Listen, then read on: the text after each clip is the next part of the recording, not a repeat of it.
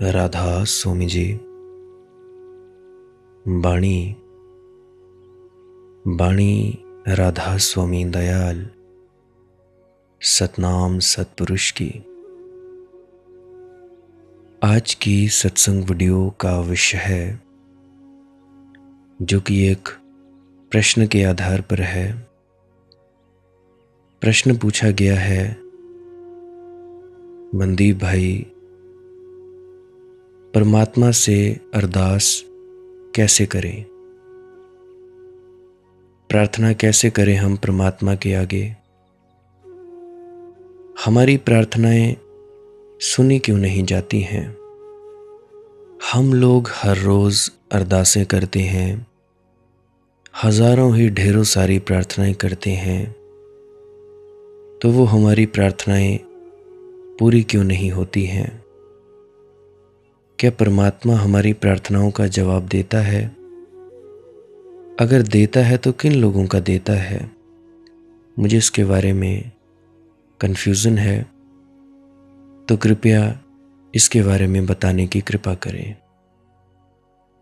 तो चलिए इसी विषय के संदर्भ में आज की सत्संग वीडियो आरंभ करते हैं। गुरु प्यारी सत्कारयोग सत्संगत जी, एक वचन है, हरि से लगे रहो रे भाई, बनत बनत बन जाई। हरि से लगे रहो रे भाई, बनत बनत बन जाई। सबसे पहले तो आपके भीतर बैठे परमात्मा को मेरा प्रणाम और आपके चरणों में मेरा प्रणाम स्वीकार करें। विनती करता हूं, जिन लोगों के मन चंचल हैं, जो चाहते हैं कि भजन सिमरन में उनकी तरक्की हो जाए, वो तो इस वीडियो को पूरा सुने। जो नहीं चाहते हैं तो वो बीच में ही, आधे अधूरे में ही छोड़कर जा सकते हैं, क्योंकि काम धंधा होता है तो कोई दिक्कत नहीं है। वैसे तो पूरी ही सुननी चाहिए, फिर भी मैं बाधित नहीं करता हूँ। और मेरे वचनों को कोई मोटिवेशन या इंस्पिरेशन टाइप मत लेना। अमल में लाओगे तो फल ज़रूर मिलेगा, अमल में नहीं लाओगे, बस सुनते जाओगे, तब थोड़ा बहुत फल मिलेगा, परंतु 100% फल लेने के लिए आप लोगों को जो मेरे द्वारा कहे गए वचन हैं उनको अमल में ज़रूर लाना होगा। तो अब हम अपने मूल विषय की ओर बढ़ रहे हैं, जो कि है प्रार्थना। प्यारी साथ संगत जी, प्रार्थना के 2 अंग हैं, एक प्रार्थना और दूसरा प्रतीक्षा। और दूसरा अंग पहले अंग से भी ज़्यादा महत्वपूर्ण है। प्रार्थना तो बहुत लोग कर लेते हैं, प्रतीक्षा थोड़े लोग कर पाते हैं, और जो प्रतीक्षा कर पाते हैं उनकी ही प्रार्थना पूरी होती है। प्रतीक्षा यानी इंतज़ार, इसका क्या अर्थ है? प्रतीक्षा का अर्थ है मैंने प्रार्थना कर ली, मैंने अरदास परमात्मा के आगे या गुरु के आगे, इष्ट के आगे कर दी, लेकिन मेरी प्रार्थना इसी क्षण पूरी हो ऐसी आकांक्षा नहीं है। पूरी हो ऐसी आशा तो है, लेकिन अपेक्षा नहीं।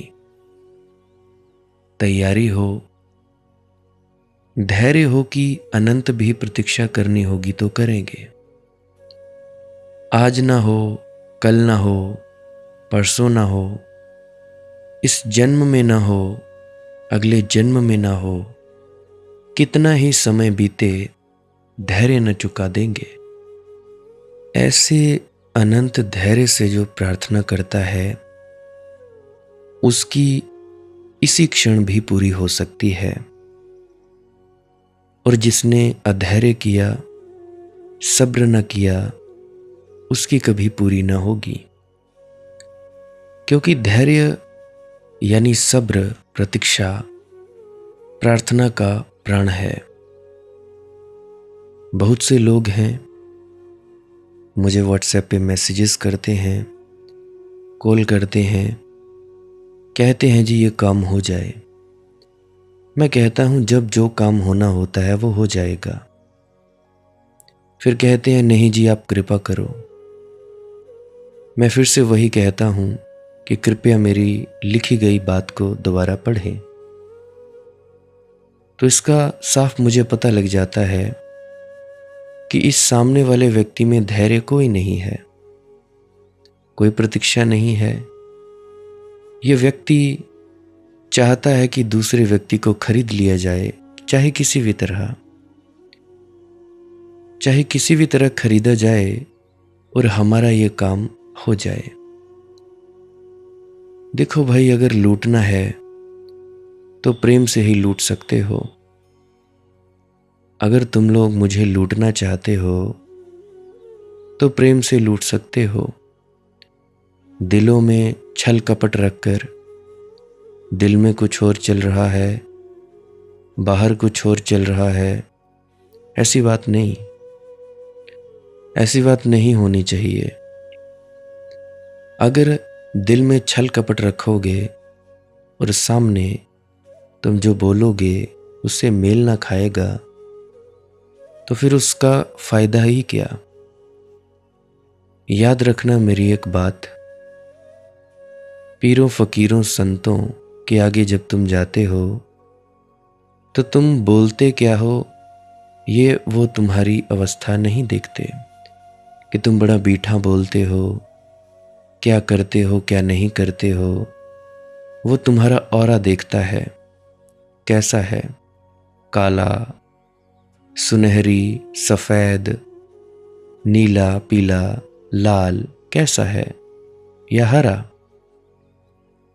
तो तुम बातों में राई के पहाड़ करते जाओ, परंतु संत पहचान लेगा कि ये व्यक्ति झूठ बोल रहा है कि सत्य बोल रहा है।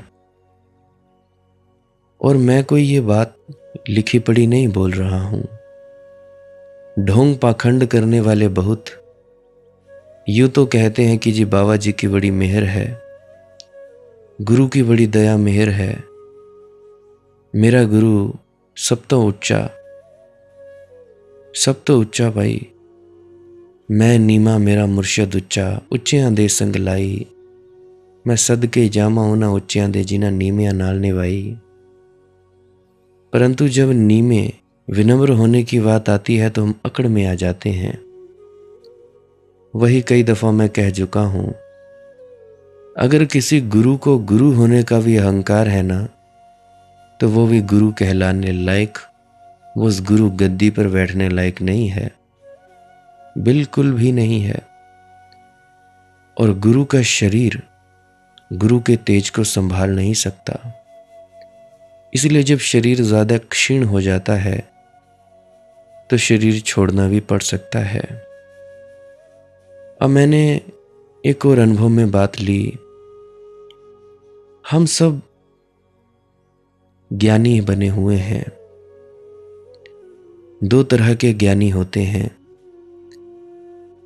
एक ज्ञानी होता है वाचक ज्ञानी, दूसरे तरह का ज्ञानी होता है अनुभव वाला ज्ञानी। वाचक ज्ञानी के क्या लक्षण हैं? वाचक ज्ञानी मन, बुद्धि उसके अनुसार फैसला करता है। किसी की सुनी सुनाई बात, लिखी लिखाई, पढ़ी पढ़ाई बात, उस पर विश्वास रखता है। यह है वाचक ज्ञानी। वाचक ज्ञानी की एक सबसे बड़ी खूबसूरती है। खूबसूरती क्या है कि जो वो बोलता है उसकी करनी के साथ वो मेल नहीं खाता। यूं तो वाचक ज्ञानी कहता है कि जी बाबा जी ने सब कुछ दिया है या परमात्मा ने सब कुछ दिया है, हमारे पास सब कुछ है, कोई कमी नहीं है, जो मिलेगा कर्मों का मिलेगा, परंतु जब परीक्षा की घड़ी आती है, करने का वक्त आता है, कर्म के अनुसार जब फल मिलने का वक्त आता है, तब डावाडोल हो जाता है वाचक ज्ञानी, क्योंकि उसकी कोई नींव ही नहीं होती। बिना अनुभव के जो व्यक्ति बोलता है, वेद, गीता, बाइबल, कुरान, राधा स्वामी की किताबें या गुरु महाराज की बातें बिना किसी अनुभव के बोलता है, वो व्यक्ति है वाचक ज्ञानी। अपनी मन बुद्धि विचारों के दम पर बहसबाजी करता है और वो दूसरे को चुप करवाने की कोशिश करता है, हराने की कोशिश करता है कि ये चुप हो जाए और मेरा डंका बजे, मेरा डंका बजे और मेरी छाती चौड़ी हो जाए फूल के, 56 इंच की छाती हो जाए जी, और वो फूला नहीं समाता। वाचक ज्ञानी की यही खूबसूरती है। अहंकार बहुत, अहंकार इतना कि पर्वत भी शर्मा जाएं। जानकारियां इतनी इकट्ठा की गई कि पर्वत भी शर्मा जाएं। परंतु दूसरी तरफ जो अनुभवी व्यक्ति होता है, शब्द बेशक उसके थोड़े होंगे, बेशक वो व्यक्ति अनपढ़ होता होगा, अनपढ़ जैसा लगता होगा, फटे पुराने कपड़े, मैले कुचैले, न सिर के बाल ठीक, मूछों का पता नहीं किधर जा रही हैं, दाढ़ी का पता नहीं, कुर्ते पजामे का पता नहीं कि सिला हुआ है कि फटा हुआ है, कुर्ते पजामे पर प्रेस हुई है नहीं हुई है, कोई पता नहीं, कोई सुध बुध नहीं। बोलेगा वो वही शब्द, 2 शब्द, परंतु उसकी बोली में, अनुभवी ज्ञानी की बोली में और एक वाचक ज्ञानी की बोली में अंतर होगा। वाचक ज्ञानी लपड़ लपड़ लपड़ लपड़ टर टर टर टर टै टै टै टै तोते की तरह करता है, परंतु जो अनुभवी व्यक्ति होता है वो टै टै लपड़ लपड़ नहीं करता। वो व्यक्ति तभी जवाब देता है, तभी बोलता है जब उससे कुछ पूछा जाता है, या जब उसे जरूरत होती है कि अब बोलना चाहिए, तब बोलता है। फालतू में अपनी वाहवाही इकट्ठी करने के लिए, अपने आप को दूसरों से श्रेष्ठ दिखाने के लिए, दूसरों से बड़ा दिखाने के लिए वो ऐसे कोई काम नहीं करता है। सच्चा व्यक्ति चाहता ही नहीं कि कोई मुझे जाने। सच्चा व्यक्ति ये कहता ही नहीं है कि जी मुझे सराखों पर बिठाओ, मुझे कोई गद्दी दे दो। सच्चा व्यक्ति बस नम्रता में ही रहता है। परंतु वाचक ज्ञानी झूठी नम्रता, राधा स्वामी के ऊपर झीनी झीनी चदरिया और भीतर छल कपट और पाखंड, इतना ज्यादा जंजाल, इतना ज्यादा काले दिल जिसका कोई हिसाब नहीं। मतलब बातें ही बातें हैं, अनुभव के नाम पर एक बूंद भी नहीं होती है। यूं तो फरमाते हैं जी, गुरु नानक की बाणी है, नाम खुमारी नानका चढ़ी रहे दिन रात, पर उसकी शक्ल पर 12 बजे होते हैं। अरे भाई देख तो ले, किस ऊंचे और सूचे कामिल फकीर की बाणी की बात तू करने जा रहा है। कम से कम ये तो देख कि बाबा नानक की इतनी ऊंची और सूची वाणी, सत्य से भरी हुई वाणी तू बोल तो रहा है, क्या तेरे अंदर खुमारी है? क्या तेरे बोलने के अंदर ठहराव है? या तू सामने वाले को नीचा ही दिखाना चाहता है? अगर ऐसा तू सब कुछ कर रहा है तो तू वाचक ज्ञानी हुआ। सच्चे ज्ञानी बहस बहासों में पड़ते नहीं। सच्चे ज्ञानी तो कहते हैं कि भाई पाँव को हाथ लगवा ले, तू जीता हम हारे, कोई बात नहीं। हार जीत में क्या होता है? कुछ भी नहीं। अहंकारी व्यक्ति, वाचक ज्ञानी व्यक्ति हमेशा चाहेगा कि मेरी वाहवाही हो, अपने आप को दूसरों से श्रेष्ठ और इंपॉर्टेंट दिखाने की कोशिश करता है। और इसी कला में, इसी दिखाने की दिक्कत में जो ये वाचक ज्ञानी होते हैं, ये अपना ही अहंकार में डूबे रहते हैं और इनका अहंकार बढ़ता ही चला जाता है, बढ़ता ही चला जाता है और बढ़ता ही चला जाता है। तो मैं बात कर रहा था प्रार्थना की कि भैया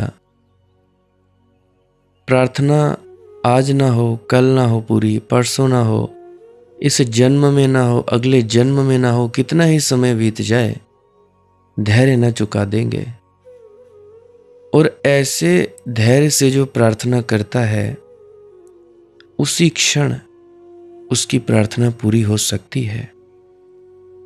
मेरे ख्याल से आप लोग ये भी समझ पा रहे होंगे कि भाई हमारी प्रार्थनाएं पूरी क्यों नहीं हो रही हैं। देखो भैया, जिसने अधैर्य किया, जिसने सब्र नहीं किया हो, उसकी कभी पूरी नहीं होगी। क्योंकि सब्र और धैर्य, सब्र या धैर्य ही तो प्रार्थना का प्राण है। जब तुम लोगों ने अरदास की, कोई भी अरदास की या प्रार्थना की, और अगर धीरज न रखा तो प्रार्थना न रही, मांग हो गई जी। चूक गए, मांगने लगे, ए दे दो जी, वो दे दो जी, हमारे पास इस चीज की कमी है जी, बच्चे दे दो, फलां दे दो, ढिका दे दो। मांग में वासना है, अधैर्य है, जल्दबाजी है कि अभी होना चाहिए जी। मांग में बचकानापन है। जैसे छोटे बच्चे कहते हैं, नहीं जी नहीं, खिलौना चाहिए, अभी चाहिए, चाहे रात के 12 बजे हों, सुबह के 1 बजे हों, रात के 1 बजे हों, ना जी ना, चाहिए तो चाहिए, अभी चाहिए, इसी वक्त चाहिए, आधी रात में ही चाहिए जो खिलौना टूटा। मांग में प्रौढ़ता नहीं है, मांग में जिद है, हठ है, दुराग्रह है। देखो, परमात्मा में कोई हठ नहीं है, न कोई मांग है, न कोई दुराग्रह है। दूर आग्रह तो दूर, प्रार्थना में सत्याग्रह भी नहीं है, क्योंकि सत्याग्रह भी दुराग्रह का ही अच्छा नाम है। देखिए, प्रार्थना में आग्रह ही नहीं है, प्रार्थना में केवल निवेदन है, विनती है, केवल निमंत्रण है। तुमने पत्र भेजा, मैसेज भेजा, व्हाट्सएप, ईमेल भेजा अपनी तरफ से, प्रभु को जब आना हो आ जाए। तुम्हारा पत्र, तुम्हारा ईमेल इतनी ही खबर देता है कि जब भी प्रभु आए तुम्हारा दरवाजा खुला होगा जी। जब भी प्रभु आए तुम्हारे हृदय के द्वार बंद ना होंगे, तुम्हारा हृदय मंदिर खुला होगा, तुम प्रतीक्षा करोगे। और प्रतीक्षा में बड़ा सुख है, क्योंकि प्रतीक्षा में बड़ी शांति है, और अधैर्य में, बेसब्री में दुख है, बेसब्री में तनाव है, चिंता है। कई आ जाते हैं, कहते हैं जी अंगूठा रख दो जी, क्या हो जाएगा जी, संभाल पाओगे? पहले जितनी चादर है उसमें जो डाला गया उसको तो समेटो, वो समुद्र कैसे समेटोगे? तो अधैर्य में, बेसब्री में बेचैनी है, होगा कि नहीं होगा, ये द्वैत है। तो सब्र, धैर्य का अर्थ ही यही होता है कि होगा, निश्चित होगा, देर कितनी ही हो, और जो देर हो वह भी अन्याय नहीं है, वह भी मेरी पात्रता के बनने के लिए समय है। बीज खो दिया, बीज बो दिया, फूटेगा।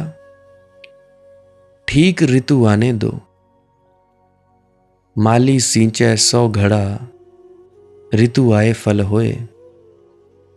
ठीक ऋतु, ठीक मौसम आने दो, समय पकने दो, बीज फूटेगा, वृक्ष बनेगा। बीज बो देने के बाद पानी सींचते रहो और राह देखो। जल्दबाजी में सब बिगड़ जाएगा। इस पद का यही अर्थ है जो मैंने शुरू में लिया, हरि से लगे रहो रे भाई, बनत बनत बनी जाई। देखो, तुम अपनी तरफ से लगे रहो। तुम लोग भजन सिमरन के लिए कहते हो जी मन नहीं लगता, फला ढिका, पता नहीं क्या क्या बहानेबाजियां करते हो। तुम करना ही नहीं चाहते, तुम बैठना ही नहीं चाहते। प्यासे को जब पानी की प्यास लगती है ना, तो एकदम से झपट्टा मारकर भी पी लेता है। अगर प्यास ना लगी हो तो नदी में गोते खाता फिरे, पानी नहीं पिएगा। तो क्या कहा? क्या कहा शुरू में मैंने? हरि से लगे रहो रे भाई, बनत बनत बनी जाई। तुम अपनी तरफ से लगे रहो, तुम अपनी तरफ से हरि का पीछा करते रहो। तुम अपनी तरफ से निमंत्रण भेजे ही रहो अथक। ये जो तुम ध्यान के लिए बैठते हो रोज, ये तो निमंत्रण ही तो है कि भैया आ जाओ। तुम अपनी तरफ से पुकारते ही रहो। क्यों अडोल होते हो? क्यों धैर्य खोते हो? तुम्हारी आंखें प्रेम के आंसू गिराती रहें।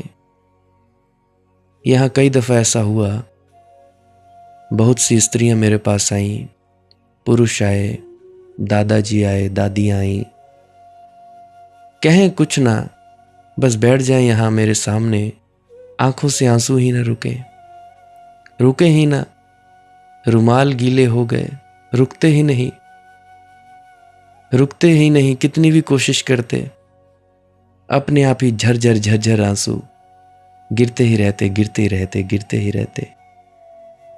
मैं देखता रहता उनको, बात भी करता, अनायासी आंखों से आंसू निकलते।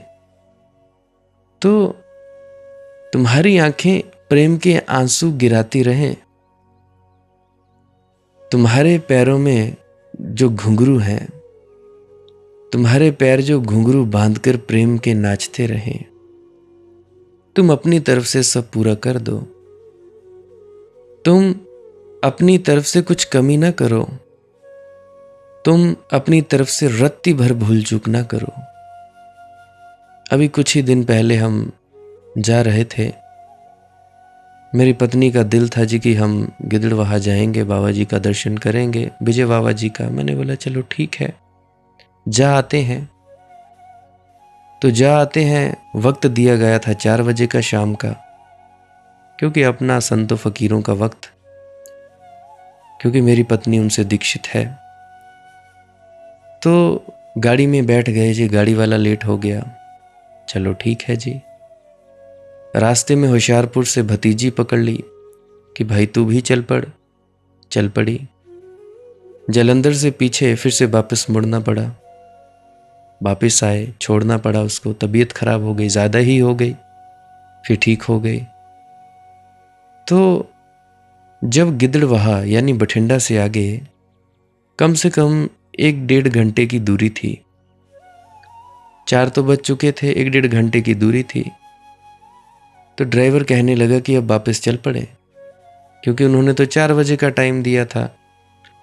और जैसा कि तुम कह रहे हो कि वो अपने मौज में मिलते हैं, मैंने कहा भाई सुन, तुझे अपने पैसे से मतलब है, तू किराया ले। हम जहां जा रहे हैं वहां जाने दे, क्योंकि ये पत्नी है मेरी, इतनी दूर से जा रही है, हम इतनी दूर से जा रहे हैं, कम से कम 8 घंटे का लगातार रास्ता। तो इतनी दूर से जा रहे हैं, अगर ना भी मिले वो, कम से कम ये तो होगा कि हमने कोशिश नहीं की, अफसोस तो ना होगा, क्योंकि अगर हम वापस चले गए, 1.5 घंटे की दूरी रह गई, 1-1.5 घंटे की, ज़्यादा नहीं तो 70-80 किलोमीटर रह गए, तो अगर हम यहाँ इतनी पास आकर भी वापस मुड़ गए तो घर पे आकर अफसोस रहेगा कि भैया हमने तो कोशिश भी नहीं की। तो ड्राइवर कहने लगा, चलो ठीक है जी, जैसा आप कहते हैं। मैंने कहा, भाई दर्शन हो ना हो, तुम्हें अपना काम करना है, हम जाएंगे तो जाएंगे, बेशक चाहे ना हो, कोई ज़रूरत नहीं है, कोई बात नहीं, कोई दिक्कत ही नहीं है। परंतु मेरी पत्नी घर से ही प्रार्थना करके, बाबा बाकियों का ये काम हो ना हो कर देना, मुझे कुछ नहीं, मुझे सिर्फ दर्शन। और हुए भी। तो मैं अपनी उदाहरणों के माध्यम से तुम लोगों को समझाने की चेष्टा करता हूं। पहली बात ये समझो कि जो होता है वो ठीक होता है, जो होता है ठीक होता है, जो हुआ है ठीक ही हुआ है, और जो होगा वो ठीक ही होगा। तुम कौन होते हो निर्णय करने वाले कि क्या ठीक है क्या गलत है? क्या मालूम तुम लोगों को कौन सी चीज ठीक है कौन सी चीज गलत है? और दूसरी चीज, तुम अपनी तरफ से सब पूरा कर दो, अपनी तरफ से पूरी कोशिश लगा दो, जी जान लगा दो कि हमने बैठना ही बैठना है, चाहे कुछ भी हो जाए। गुरु का हुक्म मानकर बैठो, चाहे किसी भी तरह हमने बैठना है। टांग टेढ़ी नहीं होती, टांग सीधी कर लो। नहीं बैठा जाता, लेट जाओ, कोई बात नहीं। नींद आ जाती है, आने दो। कितनी देर तक सो लोगे? कितनी देर तक, कितने दिनों तक सो लोगे? तो भैया तुम लोग अपनी तरफ से सब पूरा कर दो, तुम लोग अपनी तरफ से कुछ कमी ना करो, तुम लोग अपनी तरफ से रत्ती भर भूल चूक ना करो। जिस घड़ी भी मौसम पक जाएगा और तुम तैयार हो जाओगे, उसी घड़ी घटना घट जाती है। तुम लोग कहते हो कितने दिन हो गए जी, आता नहीं परमात्मा। कितने दिन हो गए जी, सालों हो गए जी, आता नहीं परमात्मा, मिलता नहीं, हम आगे नहीं बढ़ पा रहे हैं। अच्छा जी, उदाहरण लो। अब घड़ा देखा होगा आप सभी ने, मिट्टी का घड़ा होता है। जब वो मिट्टी का घड़ा बनाया जाता है, उसको तराशा जाता है कुम्हार के द्वारा, तो घड़े का आकार दिया जाता है मिट्टी को। अगर उसी वक्त थोड़ा सा सूखा होता है, कच्चा घड़ा, उसको तुम पानी से भरने लगोगे तो क्या होगा? छेद हो जाएगा और फट जाएगा, पानी सारा वेस्ट, घड़ा तो टूटेगा ही टूटेगा। तो पानी भी वेस्ट, घड़ा भी टूटेगा, तो उसका फायदा क्या भाई? पानी वेस्ट हो गया, घड़ा जो है वो टूट जाएगा। तो करना क्या है हमें इंतजार करना होगा घड़े पक्के होने का। जब घड़ा पक्का होगा, केवल और केवल तब ही, केवल और केवल तब ही पानी उसमें ठहर पाएगा। छोटी सी उदाहरण से तुम समझो। तुम लोग शरीर में वो आ रही ऊर्जा को सहन नहीं कर पाते, आगे पीछे हिलते हो, घबराहट होती है, मरने से डर लगता है। तो क्यों लगता है? इसीलिए ही लगता है, कच्चा घड़ा है।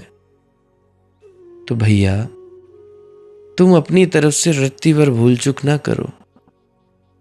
जिस घड़ी भी मौसम पक जाएगा और तुम तैयार हो जाओगे, उसी घड़ी घटना घट जाती है।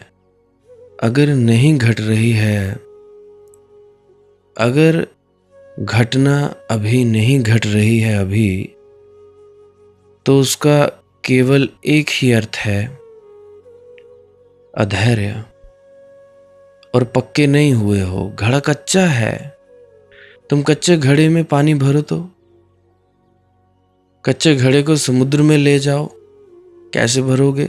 टूट जाएगा, पानी भी नहीं ठहरेगा, घड़ा भी नष्ट हो जाएगा। घड़ा तो पक्का करो भैया। तो इसीलिए तो कहता हूं, शारीरिक और मानसिक ब्रह्मचर्य, शारीरिक और मानसिक ब्रह्मचर्य के साथ साथ आगे बढ़ो। अगर ये नहीं संयम में रहोगे तो घड़ा कच्चा का कच्चा ही रहेगा भाई। मैं अपनी उदाहरण दे देता हूं। अभी करीब करीब 1-1.5-2 महीने से पुराने सत्संग डाल रहा था। आप लोग सोच रहे होंगे बहुत से कि भाई पता नहीं क्या हुआ, पुरानी वीडियोस आ रही हैं, नई वीडियोस बहुत ही कम आ रही हैं। तो उसका एक कारण था। कारण ये था कि शरीर कमज़ोर है और जो वो पावर आती है, जो ताकत आती है, उसको ये शरीर झेल नहीं पाता। जब शरीर कमज़ोर था, ये शरीर बैठ ही नहीं पाता था। तो जिस कुर्सी पर अभी मैं बैठा हुआ हूं, मैं इस कुर्सी पर भी नहीं बैठ पाता था। जैसे ही बैठा वैसे ही धड़कने तेज, वैसे ही ऐसे लगे कि ये शरीर फट जाएगा ऊर्जा से। ये मैं अपनी आप बीती सुना रहा हूं। पता नहीं किसी व्यक्ति ने आपको यह बताया हो, नहीं बताया हो, परंतु ये सच्चाई की बातें आपको बता रहा हूं। जब भी कुर्सी पर बैठने की कोशिश करूं, दिल की धड़कनें तेज, खुमारी आए और शरीर संभाल ना पाए। आह्वान उस शक्ति को करूं तो करूं कैसे?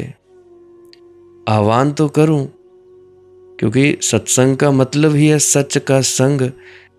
ऐसे मैं बकवक बकवक करके चला जाऊं, सो जाऊं दूसरे कमरे में, तो उसका फायदा क्या है? सोचो।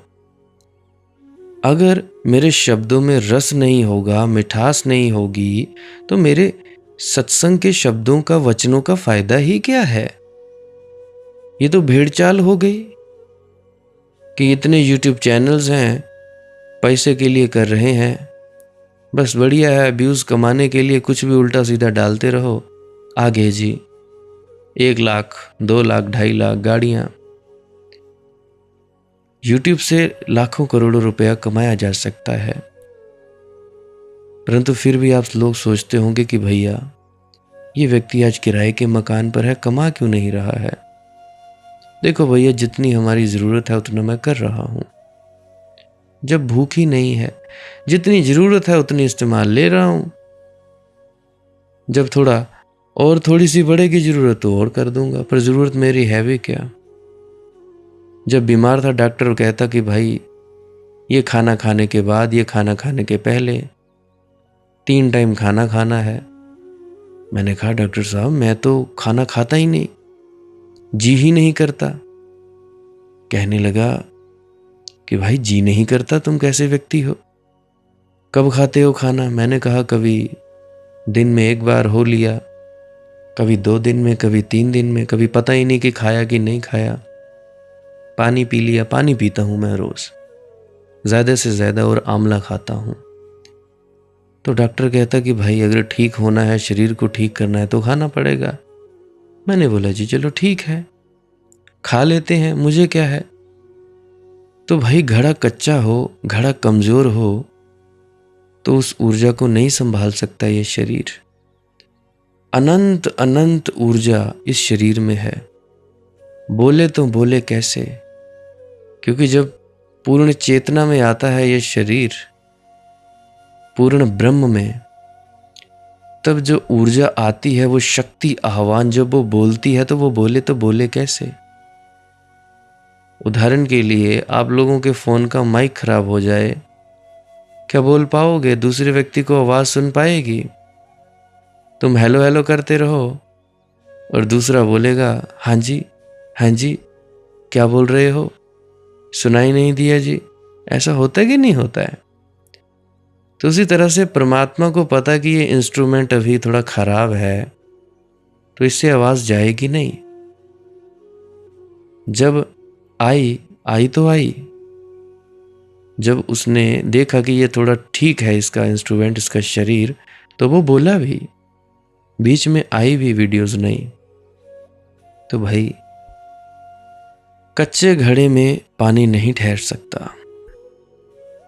पता नहीं आप लोगों को ये बातें किसी ने बताई हो या ना बताई हो, क्या पता लोग झूठ ही कहते हों और गुरु बने बैठे हों गद्दियों पे विराजमान, एक से दूसरा, दूसरे से तीसरा, तीसरे से चौथा। चलो जी, तो मैं बात कर रहा हूं कि भैया अगर नहीं घट रही है घटना तो एक ही अर्थ है कि भाई तुम्हारा घड़ा कच्चा है, पक्का करो उसे, हृदय शुद्ध करो, भेदभाव मिटाओ अपने अंदर से। भेदभाव क्यों करते हो? जब तक भेदभाव करते रहोगे तब तक नहीं होगा। घर के मेंबर और डेरे के या सत्संग सेंटर के मेंबरों में भेद करोगे तो भैया कैसे बढ़ पाओगे? तो मैं क्या बात कर रहा हूं कि भाई अगर नहीं घट रही है घटना, नहीं हो रहा है कुछ, तो एक ही अर्थ है कि अभी भाई घड़ा कच्चा है, घड़ा पक्का हो रहा है। तो शिकायत मत करना भाई, मत कहना कि परमात्मा नाराज है, मत कहना कि रब साडे नाल रुसिया पिया, मत कहना मेरे नाल नाराज है, मत कहना कि औरों के साथ घट रहा है, मेरे साथ क्यों नहीं घट रहा, मत कहना कि ये तो अन्याय हो रहा है जी। अगर परमात्मा तुम्हारे साथ नहीं घट रहा तो सिर्फ एक ही अर्थ है, बस केवल एक ही अर्थ है कि तुम अभी तैयार नहीं हो। तो तैयारी में लग जाओ। तुम लोग जरा सोचो, जिस हृदय में उस परमात्मा को बिठाओगे क्या वो हृदय शुद्ध है? कितने ढोंग पाखंड तुम लोगों ने पाले हुए हैं, कितनी बेईमानियां करते हो तुम लोग और दूसरों को समझाते फिरते हो, है कि नहीं? एक वो शब्द मुझे याद आ रहा है, वो शायद कबीर महाराज जी का शब्द है, सुनता नहीं धुन की खबर, अनहद का बाजा बाजता,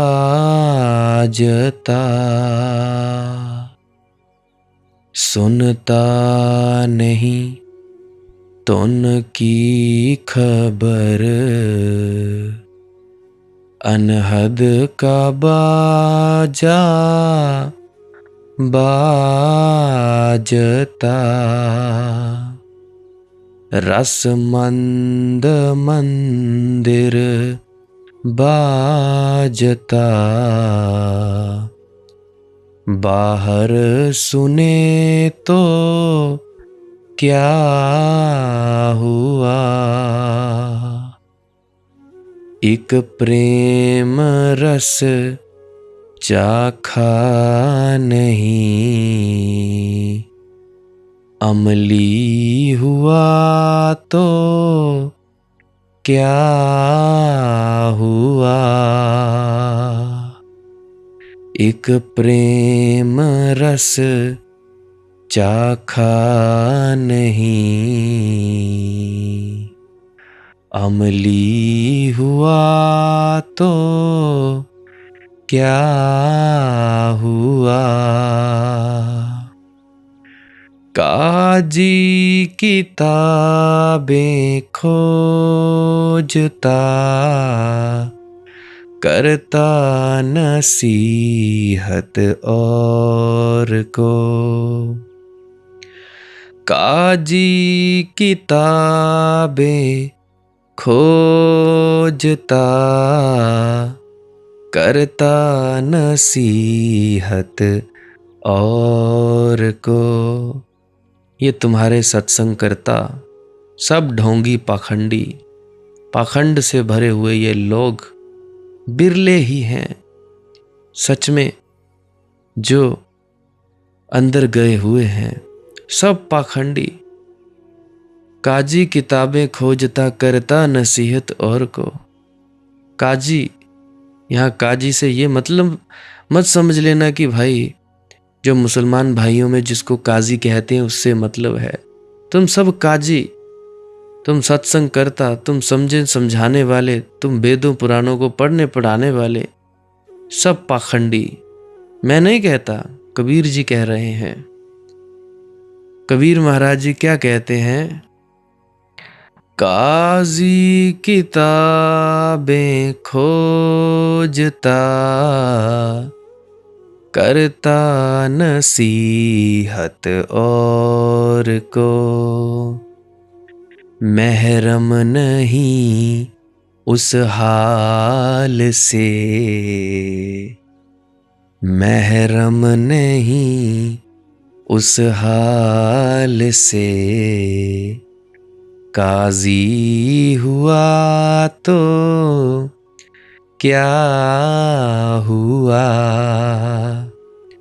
अगर उस हाल से वाकिफ नहीं हो तो तुम सत्संग करता हो, तुम गुरु गद्दियों पर बैठे हुए हो, क्या हुआ? बाबा कबीर कह रहे हैं उस हाल का तुम्हें पता नहीं। बाबा कबीर जी की वाणी है। तुम कहते हो जी शास्त्र विरुद्ध, शास्त्र विरुद्ध हमें ध्यान में नहीं उतरना चाहिए, शास्त्र विरुद्ध खोज हमें नहीं करनी चाहिए। कबीर बाबा खुद कह रहे हैं, संत कबीर जी, काजी किताबें खोजता, करता नसीहत और को, महरम नहीं उस हाल से, काजी हुआ तो क्या हुआ। ये पाखंडियों के लक्षण। किताबें खोज खोज कर बता रहा है, नसीहतें कर रहा है औरों को, महरम नहीं उस हाल से, काजी हुआ तो क्या हुआ। जोगी दिगंबर से बड़ा, कपड़ा रंगे रंग लाल से। कहते हैं दिगंबर और श्वेतांबरों में झगड़ा, कौन बड़ा, कौन योगी है। कपड़े लाल रंग के भगवे पहन लेते हैं, कौन जाने तुम सफेद पहन लेते हो कुर्ते पजामे, कह देते हो जी हम सत्संग करता, हम सेवादार जी, हम सत्संगी जी, हम नामदानी सज्जन जी, हम राधा स्वामी है जी, राधा स्वामी है जी हम आप जी, हम राधा स्वामियों के ही लड़की या लड़के की शादी करेंगे। ये है आपके हाल। जोगी दिगंबर से बड़ा, कपड़ा रंगे रंग लाल से, वाकिफ नहीं उस रंग से, वाकिफ नहीं उस रंग से, कपड़ा रंगे से क्या हुआ। कपड़ा रंगे से क्या हुआ, सफेद वस्त्र पहनो काले पीले पहनो, क्या हुआ। उस प्रेम के रंग से वाकिफ नहीं, प्रेम के रंग से तुम वाकिफ नहीं। कपड़े रंग में पहन लो भाई, सफेद पहन लो, हरा पहन लो, नीला पहन लो। तुम दिखावा कर सकते हो, पाखंड कर सकते हो गुरु होने का, सत्संग करता सेवादार आदि होने का। कपड़ा रंगे से क्या हुआ। और ये मैं नहीं कहता, संत कबीर जी कह रहे हैं। ये मत समझना कि मनदीप हमें ताने मेने मार रहा है, ना जी ना, अब तो कबीर बाबा की वाणी है। मंदिर झरोखा राबटी, गुल चमन में रहते सदा, कहत कबीरा है सही, कहत कबीरा है सही, हर दम में साहिब रम रहा। हर दम में साहिब रम रहा। मंदिरों में ढूंढते हो, सत्संग सेंटरों में, डेरों में ढूंढते हो, कहाँ मिलेगा भाई। कहत कबीरा है सही, हर दम में साहिब रम रहा। सांस सांस में साहिब रम रहा। सुनता नहीं तुन की खबर, अनहद का बाजा बाजता। तो भाई तुम लोग नाराज मत होना, एक ही अर्थ है कि तुम तैयार नहीं हो। तैयारी में लगो। अगर आज तुम्हारे द्वार परमात्मा नहीं आया तो तैयारी में लग जाओ भैया। कल घर द्वार को और झाड़ो, हृदय शुद्ध करो, भेदभाव से बाहर आओ और साफ करो। दिया जलाओ, धूप जलाओ, फूल जगाओ। कल फिर प्रतीक्षा करो। शबरी ने कहते हैं कितने साल प्रतीक्षा की श्री राम की कि मेरे राम आएंगे। हर दिन फूल चुगती, फूलों की रास्ते में बिछाती, हर रोज बेर चुगती, होते होते बूढ़ी हो गई। मैंने तो जो रामायण बचपन में, जो रामानंद सागर चरित जी की निर्देशन में रामायण है उसमें देखा, तो शबरी बूढ़ी चक चक के बेर रखती है कि मेरे राम को खट्टे ना लग जाएं, या शायद कंदमूल थे। चलो कोई भी फल हो, कहानी बस यही, हर दिन प्रतीक्षा, हर दिन अपना हृदय शुद्ध। परंतु तुम लोग आज रस नहीं आया उठ जाते हैं। अरे बाबा, कभी ऊपर कभी नीचे, कभी मैं सही कभी तुम लोग गलत, ऐसा ही तो है। कभी तुम लोग गलत कभी मैं सही। तो फिर प्रतीक्षा करो, रोज बैठो, 2 मिनट के लिए रोज बैठो ही बैठो। नींद आ जाए, थके हो, सो जाओ, फिर कोई दिक्कत की बात नहीं। तो अगर परमात्मा न आए तो इतना ही समझो कि अभी कहीं थोड़ी भूल चूक और है। तो जिस क्षण भी भूल चूक पूरी हो जाती है, घटना ऐसे घटती है जैसे 100 डिग्री पर पानी भाप बन जाता है। अगर 99 डिग्री तक भाप नहीं बना है तो इसका मतलब ये नहीं कि परमात्मा नाराज है। इसका इतना ही मतलब है कि 100 डिग्री पानी जब तक गर्म ना हो तब तक भाप नहीं बनता। रोज तुम पानी गर्म करते हो, चाय पीते होगे, कुछ नहीं पीते पर फिर भी कभी ना कभी देखी होगी चाय बनती। तो भैया थोड़ी गैस तेज करो। अगर गांव में हो तो थोड़ी और लकड़ियां लगाओ चूल्हे में और थोड़ा ईंधन जलाओ। थोड़े और जोर से पुकारो, थोड़े और पागल होकर, उन्मत्त होकर चीखो। चीखने का मतलब सच में चीखने मत लग जाना भैया, ध्यान में उतरो। थोड़े और दीवाने बनो, गीत और थोड़ा गुनगुनाओ, आता ही होगा। हरि से लगे रहो रे भाई, बनत बनत बन जाई। बनत बनत होते होते होता है, होता निश्चित है।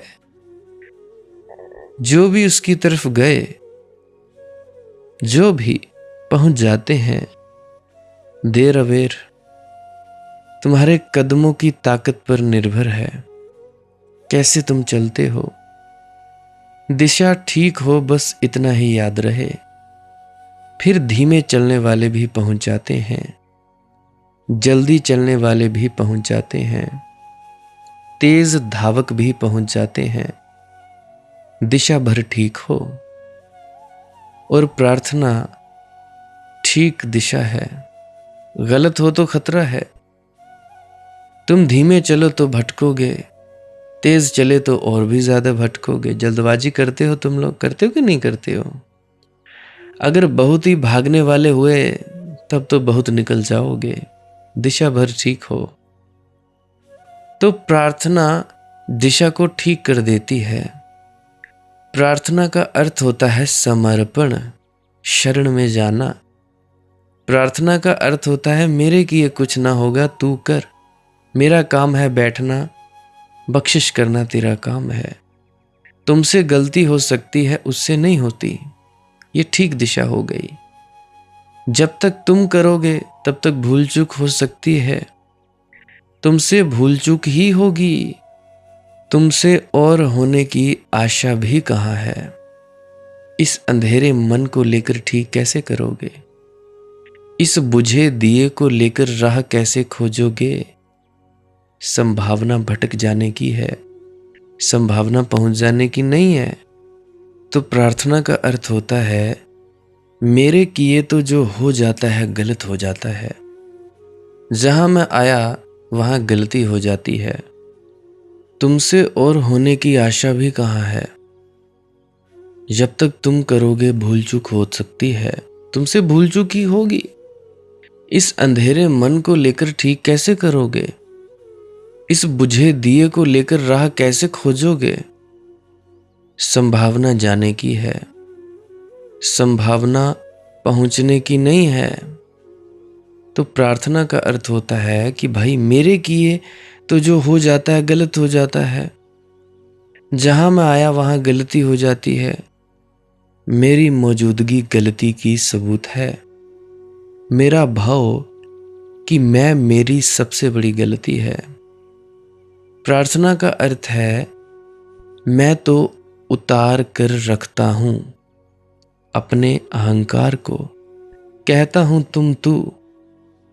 मुझे जलालुद्दीन जी की प्रसिद्ध कविता याद आती है, जलालुद्दीन रूमी जी कि प्रेमी ने प्रेसी के द्वार पर दस्तक दी और भीतर से आवाज आई, कौन है तू। और प्रेमी ने कहा, मैं, अरे पहचानी नहीं, मेरी आवाज नहीं पहचानी। लेकिन फिर भीतर सन्नाटा हो गया, कोई जवाब ना आया। बहुत दरवाजे पर उसने सिर पीटा, लेकिन फिर पीछे से कोई प्रश्न भी नहीं पूछा गया। घर में जैसे कोई हो ही ना। जब बहुत चीखा चिल्लाया तो भीतर से इतनी ही आवाज आई कि देखो इस घर में दो ना समा सकेंगे, ये प्रेम का घर है, यहां दो ना समा सकेंगे। प्रेमी समझा, तीर लग गया हृदय पर, चला गया वह जंगलों में। कई चांद आए और गए, कई सूरज उगे और मिटे, वर्ष पर वर्ष बीते। उसने अपना मैं गलाया, मिटाया, पिघलाया। जिस दिन उसका मैं बिल्कुल पिघल गया, जिस दिन नाम मात्र भी न रहा, जिस दिन उसने भीतर झांक कर देख लिया और परम शून्य को विराजमान पाया, जिसमें कि कोई आवाज न उठती थी, आया, द्वार पर दस्तक दी। फिर वही प्रश्न, कौन है। अब प्रेमी ने कहा, अब कौन, तू ही है। और दरवाजा खुल गया। ये जलालुद्दीन रूमी जी की छोटी सी कविता भक्ति की सारी भाव दशा है। अगर तुम्हारी प्रार्थना में मैं का स्वर है तो द्वार दरवाजे बंद रहेंगे परमात्मा के। लाख सिर पटको, मैं के लिए द्वार ना कभी खुला है न कभी खुलेगा। मैं ही तो ताला है उस दरवाजे पर, तुम्हारा मैं उसके दरवाजे पर ताला है। और परमात्मा तुम्हारे मैं को नहीं खोल सकता। ताला तुम लगाते हो, तुम ही खोल सकोगे। और तुम्हारा मैं हट जाए, तुम्हारे मैं का ताला गिर जाए तो दरवाजा खुला है, कभी बंद नहीं था। तुम्हारी आंख पर ही पर्दा है, परमात्मा पर कोई पर्दा नहीं है। लोग सोचते हैं परमात्मा कहीं छिपा है, तुम आंख बंद किए खड़े हो। ये तुम्हारा मैं तुम्हारे चारों तरफ एक काली दीवार बन गया है, ये झूठा मैं। प्रार्थना का अर्थ है मैं गिर जाए, ये भाव मिट जाए कि मेरे किए कुछ हो सकेगा। तुम बस बैठो, मेरे किए तो जो हुआ है सब गलत हुआ है, मेरे किए तो संसार हुआ, मेरे किए तो देह बनी, मेरे किए तो जाल फैले, मेरे किए तो वासना उठी, मेरे किए तो कर्म का बहुत जंजाल फैला, मेरे किए जो भी हुआ गलत हुआ, मेरे किए सारी चिंता और संताप, पीड़ा और पागलपन पैदा हुए। तो प्रार्थना का अर्थ है, अब ऊब गया हूं इस मैं से और मेरे करने से, अब कहता हूं तू कर। प्रार्थना का सारभूत। प्रार्थना का मतलब नहीं कि तुम अल्लाह अल्लाह पुकारो, कि राम राम पुकारो, कि वाहिगुरु वाहिगुरु, की राधा स्वामी, ये सब गौण बातें हैं। ना भी पुकारें, चुप्पी में भी हो जाएगी प्रार्थना। मगर एक मूल बात है कि मैं को उतार कर रखो, फिर ना भी पुकारे तो पुकार पहुंच जाती है। और मैं के रहते लाख पुकारते रहो तो भी पुकार पुकार नहीं पहुंचती। और जब तुम रहे ही नहीं तो जल्दबाजी कैसी? जल्दबाजी किसकी? फिर कौन अधैर्य करेगा? कौन जल्दबाजी करेगा? कौन कहेगा कि जी जल्द हो जाए?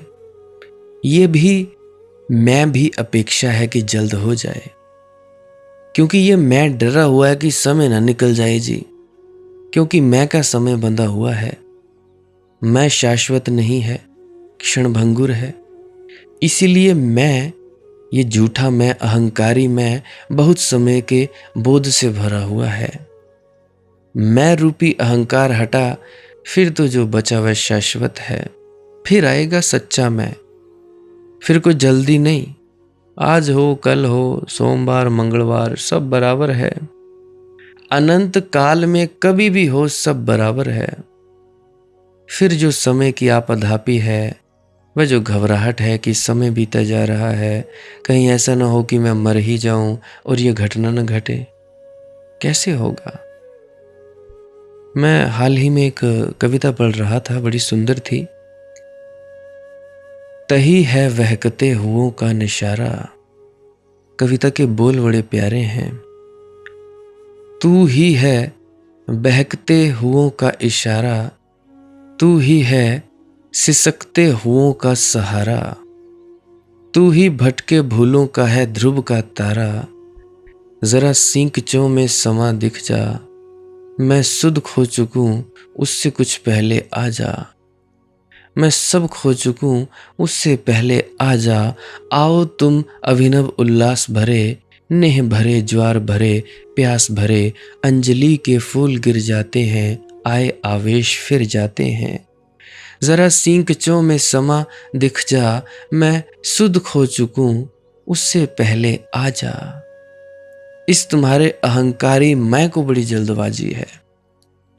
मैं तो डर यही है कि भाई मौत आई जाती है, और मैं की मौत निश्चित है। मैं का होना चमत्कार है। मैं की मौत तो बिल्कुल स्वाभाविक है। इस तुम्हारे झूठे मैं को कैसे संभाले हो, यही चमत्कार है। ये मैं रूपी अहंकार तो बिल्कुल स्वाभाविक है।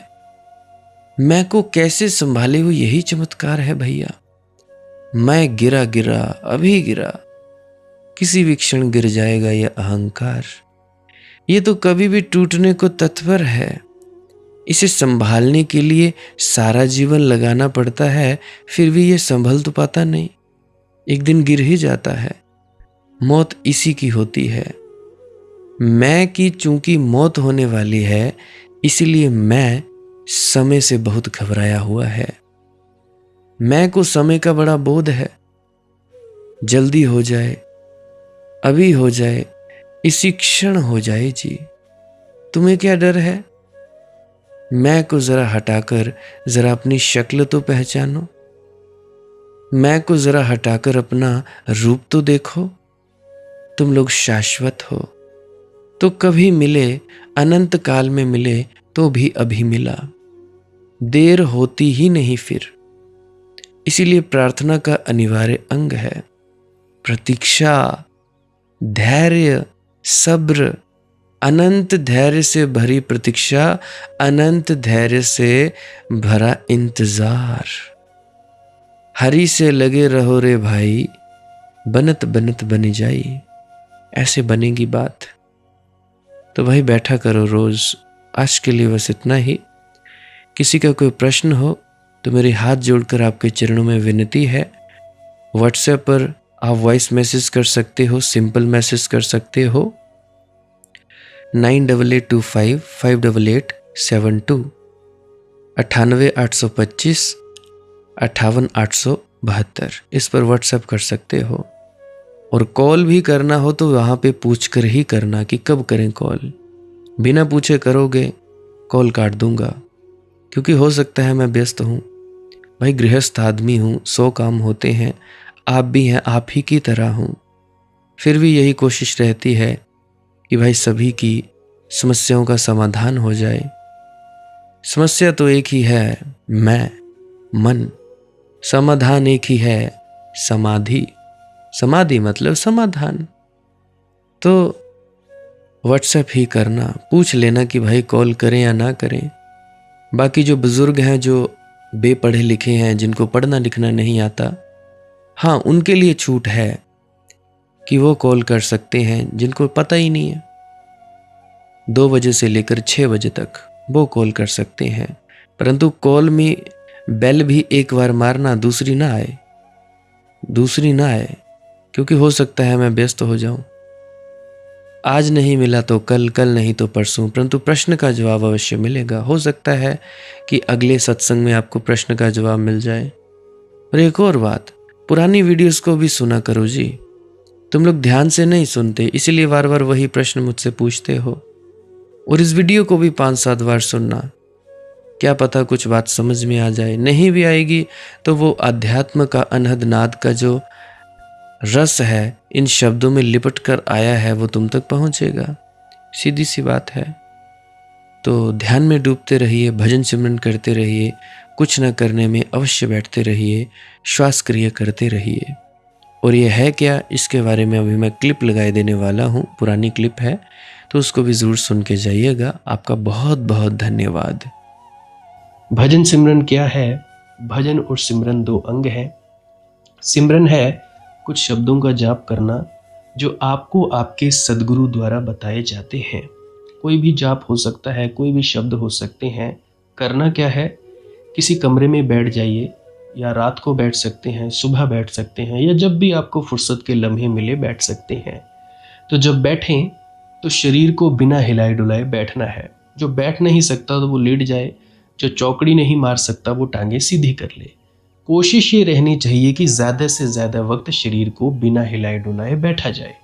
उसके बाद अपने शब्दों का जाप शुरू कर दें। आंख बंद रखें, आंखों पर ज़्यादा जोर नहीं लगाना है, कोई कष्ट नहीं देना है, नहीं तो सर में दर्द होगा और फिर आप लोगों को परेशानी हो सकती है। तो आपने क्या करना है, चुपचाप शांत होकर बैठे रहना है, शब्दों का जाप शुरू कर देना है। जितनी देर भी आप करना चाहो, आधा घंटा, पौना घंटा, 10 मिनट, 15 मिनट, या जितनी भी आपको आपके सद्गुरु द्वारा दिया गया निर्देश है, जितना निर्देश है उसका पालन कीजिए। और उसके बाद दूसरा स्टेप करना बड़ा ही ज़्यादा ज़रूरी है।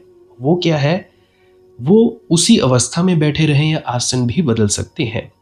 ये जो शब्दों का जाप होता है ये एकाग्रता के लिए होता है, ताकि मन की एकाग्रता आ जाए। और जब मन की एकाग्रता आ जाए फिर दूसरा कदम क्या है, धुन सुनने के लिए बैठना। चुपचाप बैठे रहें, आंख बंद है, शब्दों का जाप बंद कर देना है। और अगर कोई भी आपके गुरु महाराज है, उनको आप स्मरण कर रहे थे, याद कर रहे थे, आंखों के सामने शक्ल ला रहे थे, तो उसको लाना बंद कर दीजिए। शब्द धुन सुन रही है तो सुनते रहिए। आंख बंद करके अंधेरे में ही टिके रहें। टिके रहना है और ये इच्छा नहीं करनी है कि कुछ दिखे, कहीं पहुंचा जाए, परमात्मा को पाना है, ये करना है, वो करना है। याद रखें, ना कुछ समझना है, ना कुछ देखना है।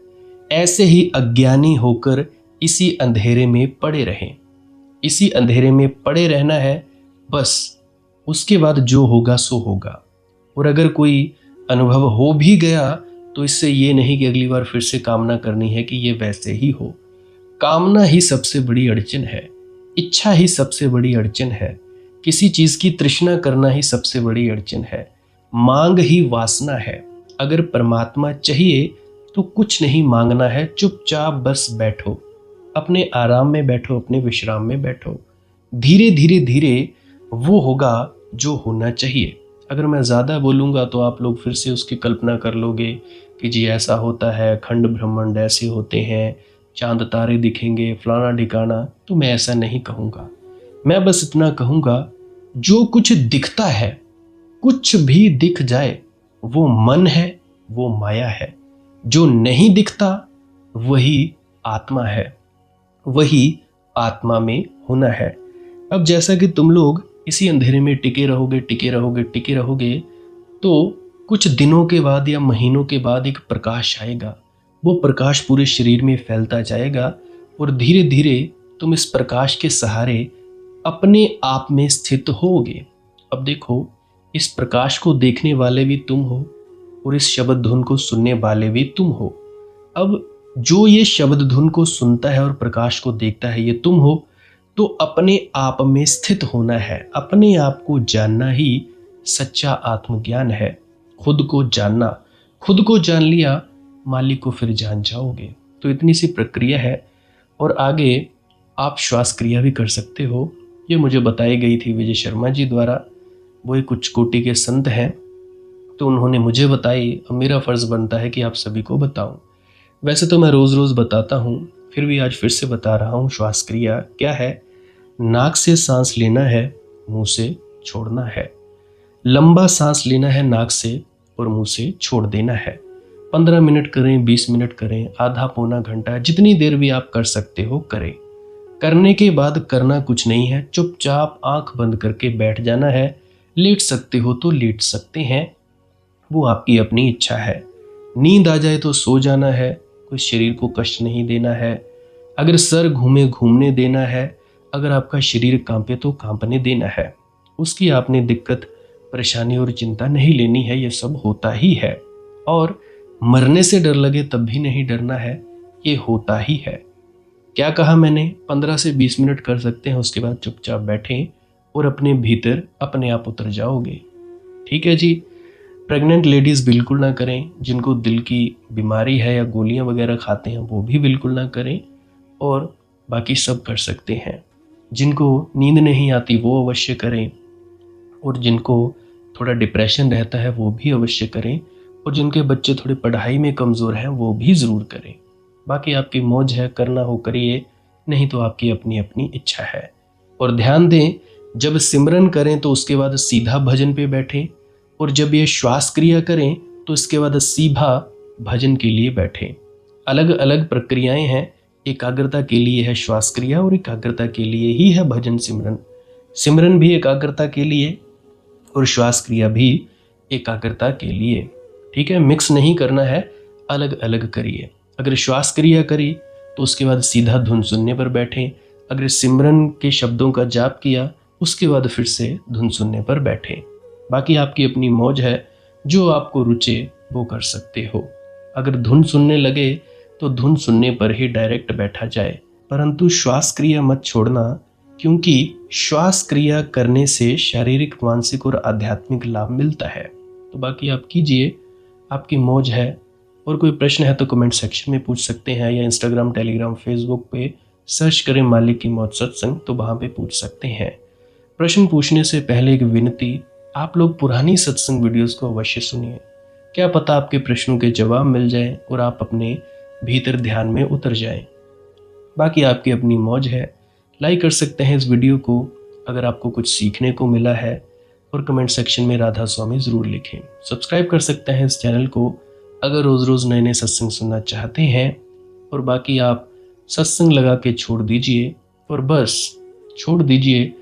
सुनते सुनते आप ध्यान में प्रवेश करेंगे या तो आप जी सो जाएंगे, तो आपकी मौज है। बाकी आप लोग अगर शेयर करना चाहो अपने मित्रों तक तो कर सकते हैं, नहीं तो मालिक की मौज है, कोई चक्कर नहीं है। आप मुझे इतने अंत तक सुनते हो, इतने अंत तक सुनने के लिए आपका बहुत बहुत शुक्रिया, बहुत बहुत धन्यवाद, और मुबारक हो आप लोगों ने जो आनंद प्राप्त किया। अब मैं अपने गुरु महाराज को प्रणाम करता हूँ, आप सभी के भीतर बैठे परमात्मा को भी प्रणाम करता हूँ। मेरा प्रणाम स्वीकार करें। राधा स्वामी जी।